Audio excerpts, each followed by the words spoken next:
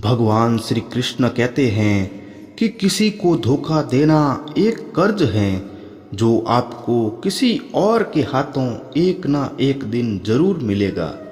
समय का चक्र बहुत तेज चलता है, इसलिए ना तो अपने बल का अहंकार करे और ना ही अपने धन का।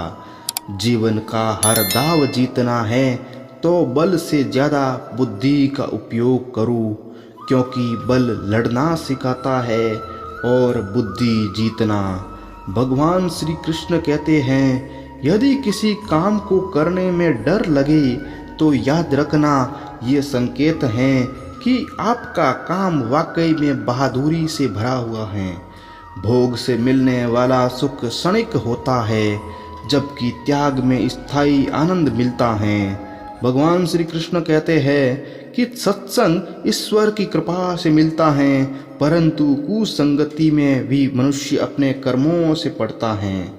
जीत और हार आपकी सोच पर निर्भर करती है। मान लो तो हार होगी और ठान लोगे तो जीत होगी।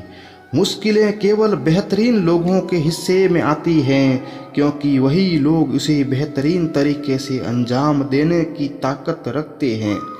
जहां अपनों के सामने सच्चाई साबित करनी पड़े, वहां बुरे बन जाना ही ठीक है। अपमान का बदला झगड़े या लड़ाई से नहीं लिया जाता, बल्कि शांति से कामयाब होकर लिया जाता है। आशा और विश्वास कभी गलत नहीं होते, ये हम पर निर्भर करता है कि हमने आशा किससे की और विश्वास किस पर किया। वह सब करो जो तुम्हें करना है, लेकिन लालच से नहीं, अहंकार से नहीं, वासना से नहीं, ईर्ष्या से नहीं, बल्कि प्रेम, करुणा, नम्रता और भक्ति के साथ। जिस इंसान के चारों तरफ नकारात्मक लोग रहते हैं, उस इंसान का मंजिल से भटक जाना तय है।